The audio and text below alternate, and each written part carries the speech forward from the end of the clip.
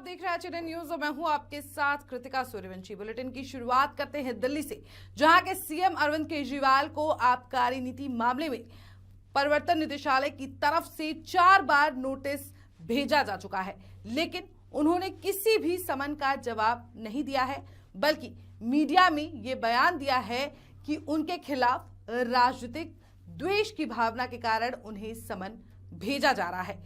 बीते दिनों उन्होंने बीजेपी पर उनके विधायकों को खरीदने के भी आरोप लगाए थे। वहीं बृहस्पतिवार को उन्होंने ये दावा किया कि केंद्र सरकार उन्हें गिरफ्तार करवाने की कोशिश कर रही है। अरविंद केजरीवाल ने कहा, केंद्र सरकार सारे विपक्ष को प्रताड़ित करने के लिए सारे हथकंडे अपना रही है।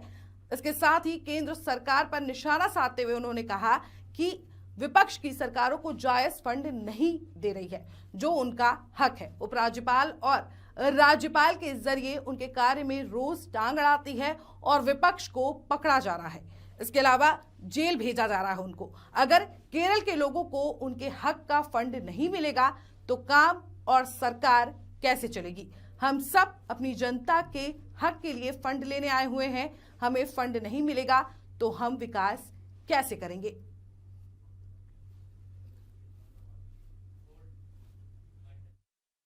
सारी विपक्ष की सरकारों को तरह तरह से प्रताड़ित करने के लिए आज केंद्र सरकार सारे हथकंडे अपना रही है। मोटे मोटे तौर पे देखें तो 3 तरह से केंद्र सरकार विपक्ष की सरकारों को तंग कर रही है। सबसे पहला,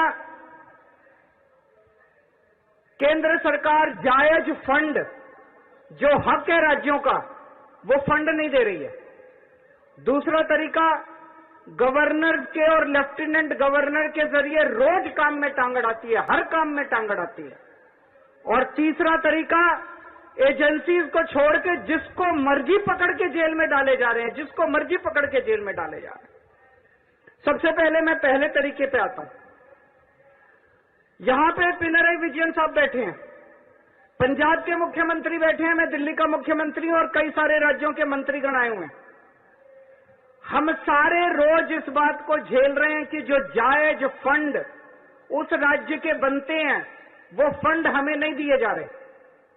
अगर केरला के लोगों को उनके हक के फंड नहीं दिए जाएंगे तो काम कैसे चलेगा? सरकार कैसे चलेगी? केरला की सरकार कैसे चलेगी? तमिलनाडु की सरकार कैसे चलेगी? और हम यहाँ भीख मांगने नहीं आए।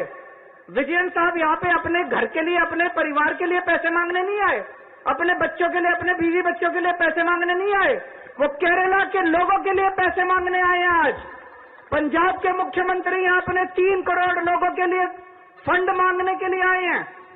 मैं दिल्ली का मुख्यमंत्री अपने दिल्ली के 2 करोड़ लोगों का हक मांगने के लिए आया हूं। संविधान में लिखा है कि कितना पैसा किस सरकार को मिलेगा। ये वाला टैक्स आएगा, मैं इनकम टैक्स में था, ये थोड़ा सा ज्यादा जानता हूं इसको। तो कितना फंड, कौन सी सरकार कितना फंड इस्तेमाल करेगी, कैसे इस्तेमाल करेगी, फाइनेंस कमीशन होगा, फाइनेंस कमीशन तय करेगा, ये पैसा केंद्र के पास जाएगा, ये पैसा राज्य सरकार। अरे जो हमारा हक है, हमारा नहीं, लोगों का हक है, केरला के लोगों का हक है, तमिलनाडु के लोगों का हक है, वेस्ट बंगाल के, पंजाब के, दिल्ली के लोगों का हक है। वो हक आप कैसे छीन सकते हैं लोगों का? आप उनका काम कैसे रोक सकते हैं? अगर आप हमारे लोगों के पैसे नहीं देंगे तो हम सड़कें कैसे बनाएंगे, बिजली कैसे देंगे, लोगों का विकास कैसे करेंगे? वहीं कांग्रेस ने आज केंद्र की बीजेपी सरकार के खिलाफ ब्लैक पेपर जारी किया है। आपको बता दें कि कांग्रेस के राष्ट्रीय अध्यक्ष मल्लिकार्जुन खड़गे ने एक प्रेस कॉन्फ्रेंस की और कहा कि हम आज सरकार के खिलाफ ब्लैक पेपर निकाल रहे हैं। पीएम मोदी जब भी संसद में अपनी बात रखते हैं तो अपनी असफलताओं को छिपाते हैं। वहीं जब हम सरकार की असफलताओं के बारे में बोलते हैं तो उसे महत्व नहीं दिया जाता है। इसलिए हम ब्लैक पेपर निकालकर जनता को सरकार की विफलताओं के बारे में बताना चाहते हैं। वहीं आज संसद के बजट सत्र में मोदी सरकार अपनी 10 साल की परफॉर्मेंस को लेकर श्वेत पत्र ला सकती है। आपको बता दें कि नई दिल्ली में कांग्रेस ने मोदी सरकार के 10 साल में युवाओं, महिलाओं, किसानों और श्रमिकों पर हुए अन्याय से जुड़ा ब्लैक पेपर जारी किया। इस मौके पर मल्लिकार्जुन खड़गे ने कहा कि देश में सबसे बड़ा मुद्दा बेरोजगारी है, लेकिन मोदी सरकार इसकी बात कभी नहीं सुनती। वो हमेशा 10 साल की तुलना करते हैं, लेकिन पंडित जवाहरलाल नेहरू जी की उपलब्धियों के बारे में कभी नहीं बताते।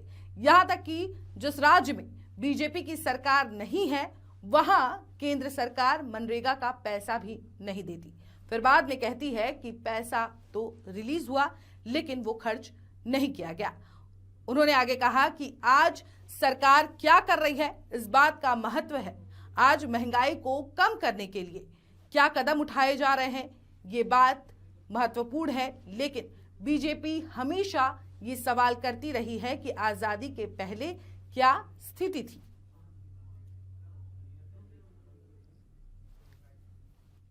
सभी मेरे मीडिया के दोस्तों, हम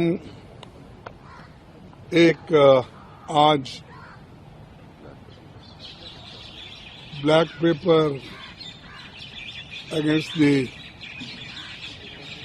गवर्नमेंट निकाल रहे हैं, क्योंकि वो हमेशा अपनी बात को पार्लियामेंट में जब रखते हैं तो बार बार अपनी कामयाबियों को सुनाते हैं और उनके फेल्यूर्स को छुपाते हैं। और जो हम उनके फेल्यूर्स के बारे में भी जब कहते हैं, तब भी हमको उतना उसको महत्व नहीं दिया जाता है। तो इसलिए हमने सोचा कि एक ब्लैक पेपर इस सरकार के खिलाफ निकालना और लोगों को बताना, इस दृष्टि से आज हम ये आपके सामने रख रहे हैं। वो बाद में देंगे जो अपना ये है डिटेल्स, लेकिन उसमें मेन मुद्दे ये हो गए कि बेरोजगारी जो सबसे बड़ा मुद्दा है देश में, और इसकी बात कभी बीजेपी की सरकार नहीं करती, और न करने से आज वो हमेशा 10 साल की तुलना करने का सोचते हैं। और मुझे कभी कभी ऐसा हंसी आती है कि उन्होंने परसों पब्लिक सेक्टर्स की बात करके उन्होंने बताया, लेकिन ऐसा नहीं कौन सा बताया कि जो पंडित जवाहरलाल नेहरू जी के जमाने में HAL, HMT, BEL, BHEL ऐसे चीजें कोई है उन्होंने कभी बताया नहीं। वहीं बिहार के मुख्यमंत्री नीतीश कुमार ने जिस तरह से 2024 के लोकसभा चुनाव की शुरुआत से पहले ही अब बड़ा फैसला ले लिया था, अब उसका रंग बदल चुका है। अचानक बिहार की सियासी हवा बदली और महागठबंधन से अलग होकर नीतीश कुमार NDA में शामिल हो गए। लोकसभा चुनाव से ठीक पहले जिस तरह से नीतीश कुमार ने पाला बदला है, उसका असर क्या होगा? सवाल ये है कि क्या एक बार फिर JDU के साथ सरकार बनाने से NDA को लोकसभा चुनाव में फायदा होगा? हालांकि कुछ सर्वे के अनुसार आंकड़े सटीक साबित हुए, तो इसमें सीधे तौर पर NDA को जहां फायदा होगा, तो वहीं दूसरी ओर इंडिया गठबंधन को झटका लगने वाला है। बिहार में लोकसभा की 40 सीटें हैं। सर्वे में जो नंबर आए हैं वो हैरान कर देने वाले हैं। दरअसल NDA को 35 सीट मिल सकती है, जबकि इंडिया गठबंधन 5 सीटों पर ही सिमट सकता है। आपको बता दें कि बीते बुधवार को नीतीश कुमार ने बीजेपी के शीर्ष नेताओं से दिल्ली में मुलाकात की। PM नरेंद्र मोदी, JP नड्डा और अमित शाह से भी वो मिले थे। NDA की सरकार बनने के बाद PM मोदी से नीतीश कुमार की ये पहली मुलाकात थी। मुलाकात के बाद CM नीतीश कुमार ने बड़ा बयान दिया है। उन्होंने साफ कहा है कि हम BJP JDU 1995 से साथ हैं। बीच में 2 बार इधर उधर जरूर हो गए थे, लेकिन अब कभी नहीं जाएंगे, वहीं रहेंगे, इधर उधर नहीं होंगे। सीट शेयरिंग के सवाल पर बिहार के सीएम नीतीश कुमार ने कहा कि इस पर बात करने का कोई तुक नहीं है, ये हो जाएगा, वो शुरू से ही सब जानते हैं।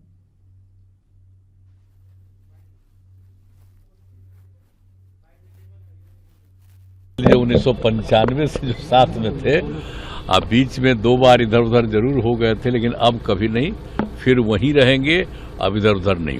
वो तो सब होगी ही, और सब बात सबको उन लोगों को शुरू से मालूम है, बाकी सब चीज का कोई खास बात नहीं। वहीं अगली खबर भोपाल से है, जहां नेता प्रतिपक्ष जीतू पटवारी ने कुलपति का नाम बदलकर कुलगुरु करने को लेकर बीजेपी सरकार से सवाल किए हैं। उन्होंने पूछा है कि क्या सिर्फ नाम बदलने से उच्च शिक्षा की गुणवत्ता में सुधार आ जाएगा। उन्होंने कहा कि प्रदेश में उच्च शिक्षा का स्तर लगातार नीचे जा रहा है और सरकार इस ओर ध्यान देने की बजाय नाम बदलने की राजनीति में लगी हुई है। जीतू पटवारी ने कहा कि मध्य प्रदेश में उच्च शिक्षा के क्षेत्र में नित नई चुनौतियां सामने आ रही हैं, जहां छात्र अपने भविष्य को लेकर चिंतित हैं, वहीं सरकारी कॉलेजों को सहायक प्राध्यापकों का इंतजार है।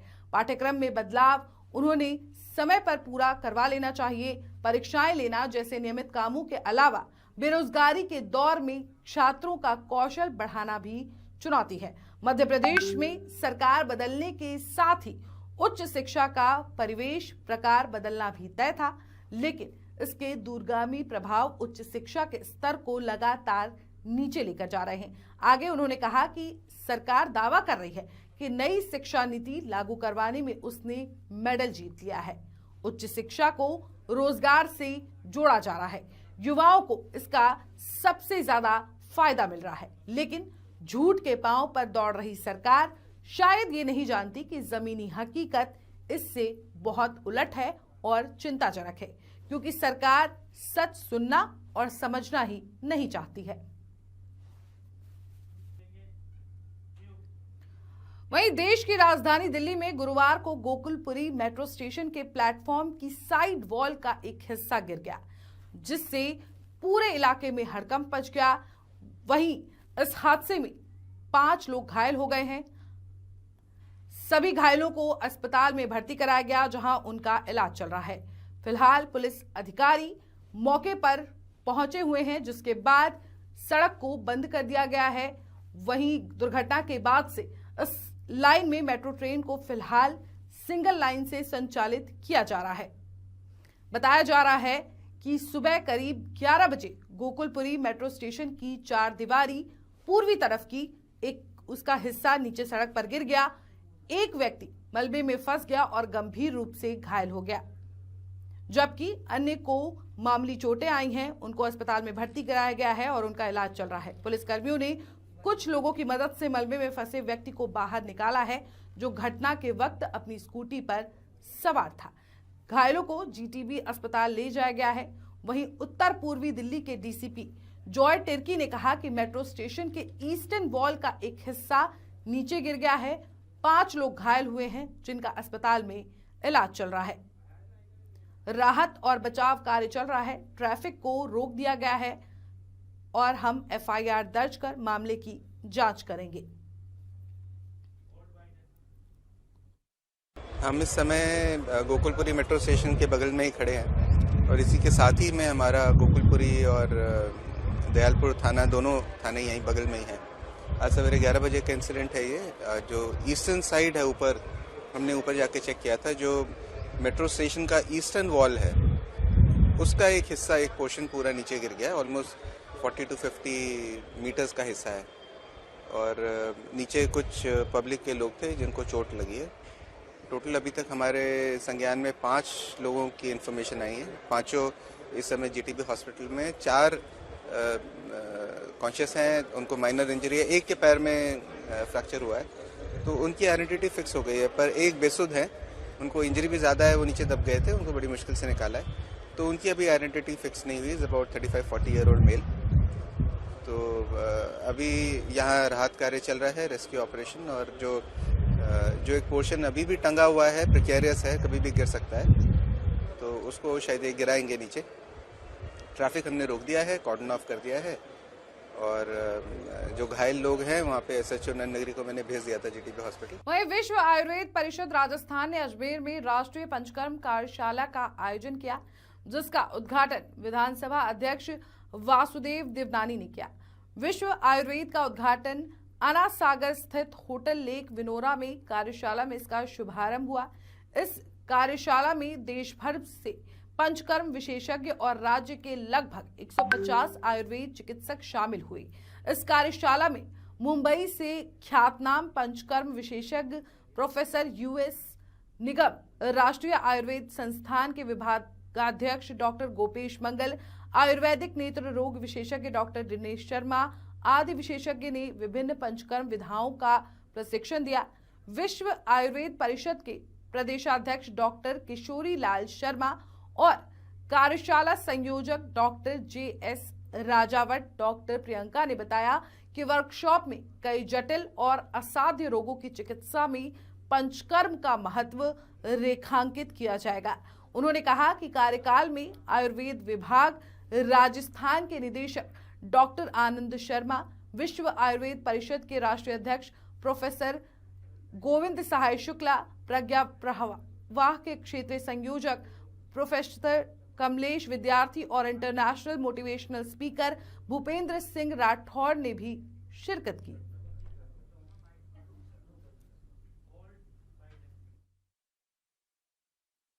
विश्व आयुर्वेद परिषद द्वारा आज पंचकर्म को लेकर के कार्यशाला का आयोजन हुआ। उस कार्यशाला में प्रदेश भर के 100 से अधिक वैद्य सम्मिलित हुए हैं। वास्तव में ये पंचकर्म पद्धति व्यक्ति को निरोगी और स्वस्थ बनाने में बहुत अच्छा कदम है, व्यवस्था है, और जिसके कारण से व्यक्ति स्वस्थ रह सकता है। और उसके लिए सारे वैद्य भी यहाँ पे प्रशिक्षण लेंगे। उस पद्धति के प्रशिक्षित लोग अधिक से अधिक तैयार हों और सरकार जन सहयोग से व्यवस्थित हो, तब जाकर के इसका आगे बढ़ पाएंगे। और पिछले वर्षों से जब से केंद्र में स्व की समर्थित सरकार आई है, तब से लोगों की आयुर्वेद में विश्वास भी बढ़ा है, क्योंकि इसमें किसी प्रकार का कोई साइड इफ़ेक्ट्स नहीं होते। और इसके लिए अजमेर में भी व्यवस्था है और सरकार ने 24-25 के लिए रसायनशाला में जहाँ दवाइयाँ निर्मित होती है, उसके लिए 4 करोड़ रुपए अतिरिक्त राशि भी स्वीकृत की है। और अभी ये अजमेर में व्यवस्था कायड़ में है। मैंने निदेशक को कहा है कि यह रसायनशाला में भी पंचकर्म की व्यवस्था करें। उसके लिए मेरी ओर से, विधायक की ओर से, सरकार की ओर से जो भी सहयोग होगा वह हम देंगे, ताकि लोग अधिक से अधिक जो वायु कफ पित्त से इम्बैलेंस से परेशान होते हैं वो स्वस्थ रह सकें, ताकि हमारे प्रधानमंत्री जी का स्वप्न है हर व्यक्ति निरोगी रहे और 2047 में विकसित भारत अर्थात स्वस्थ भारत बने, उससे सब लोग सहभागी रहें। वहीं जैसलमेर के पोखरण में स्थित श्री शक्ति हॉस्पिटल में गुरु हस्ती विजय पोखरण ने निःशुल्क नेत्र जांच शिविर का आयोजन किया, जिसमें नेत्र जांच, मोतियाबिंद आंखों के ऑपरेशन की सुविधा निःशुल्क प्रदान की गई। इस शिविर में लगभग 200 नेत्र रोगियों की जांच की गई, जिनमें से 45 नेत्र रोगियों का सफल ऑपरेशन किया गया। हस्ती विजन के डॉक्टर साहिल भंडारी ने बताया कि समय समय पर ऐसे शिविरों का आयोजन हस्ती विजन करता रहता है और लोगों को निःशुल्क सेवा मुहैया करवाई जाती है। इस शिविर में सर्जन डॉक्टर साहिल भंडारी और उनकी टीम अजय, आंचल, शालू, मोहित, आशीष, ओम ने अपनी सेवा दी।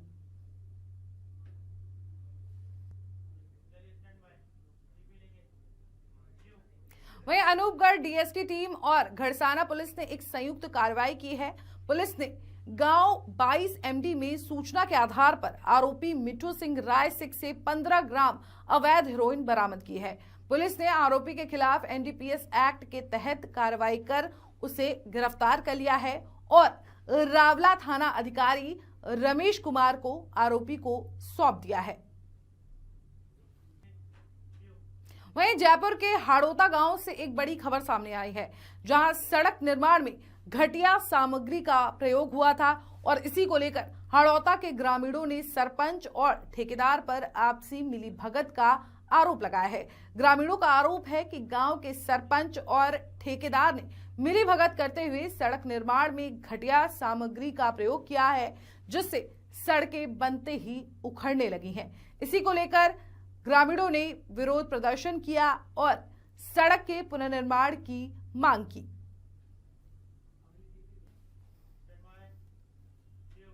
वहीं उत्तर प्रदेश के हमीरपुर जिले में पुल के निर्माण की मांग को लेकर सैकड़ों ग्रामीणों ने सामूहिक रूप से जिलाधिकारी को ज्ञापन सौंपते हुए जिला प्रशासन और सरकार से पुल का निर्माण कराए जाने की गुहार लगाई है, जिससे कि वो पुल की मदद से बांदा जिले में आसानी से पहुंच सके।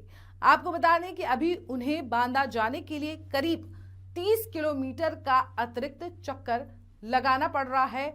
दरअसल मामला जिला मुख्यालय के कलेक्ट्रेट परिसर का है, जहां पर सैकड़ों की संख्या में पहुंचे बैजेमऊ गांव के ग्रामीणों ने जिलाधिकारी को सौंपे हुए ज्ञापन में बताया है कि उनके गांव से बांदा जिले के साड़ी गांव संपर्क मार्ग में केन नदी में पुल का निर्माण कराए जाने की आवश्यकता है। इससे लोगों को आवागमन में सहूलियत होगी। इसके साथ ही इसके लिए स्थानीय और इस मार्ग से यात्रा करने वाले लोगों को करीब 30 किलोमीटर का अतिरिक्त चक्कर लगाए बिना ही बांदा मुख्यालय वो पहुंच सकेंगे।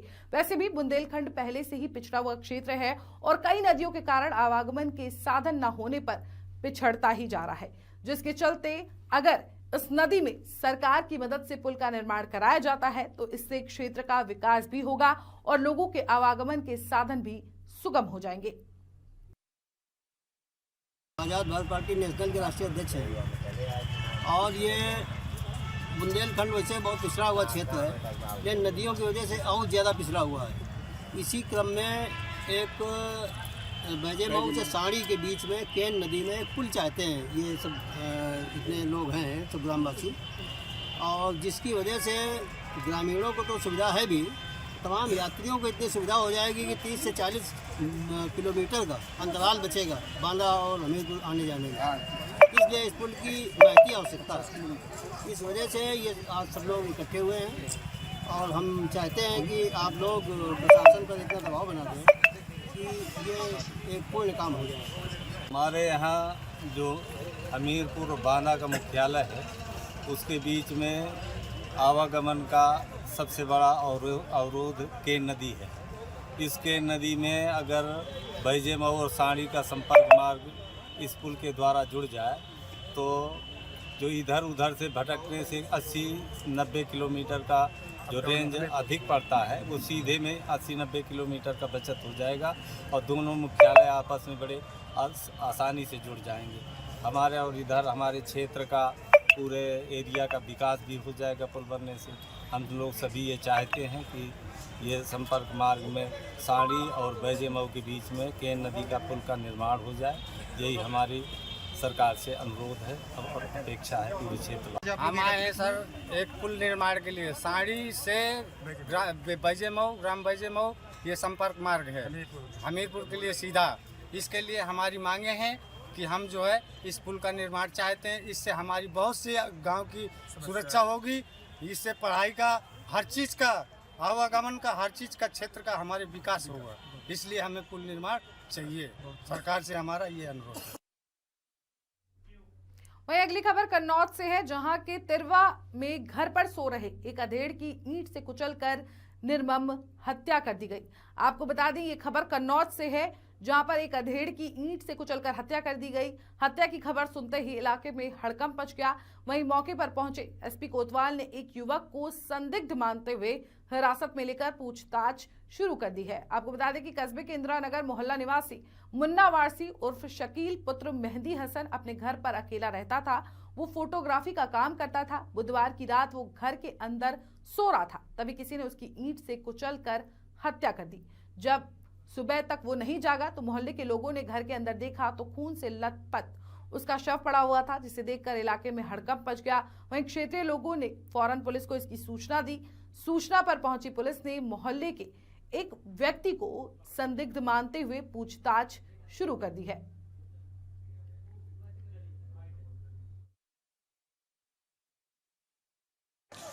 ये थाना तिलवाड़ क्षेत्र अंतर्गत नगर एरिया में रात्रि में एक हत्या करने की सूचना प्राप्त हुई थी।